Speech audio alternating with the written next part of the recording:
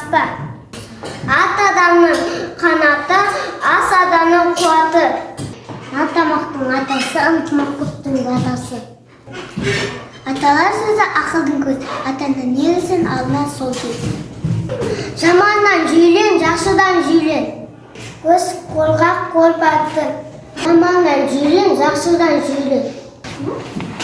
Оқу, білім, уағып. Атадан өсиет, анадан қасиет. Қанаты,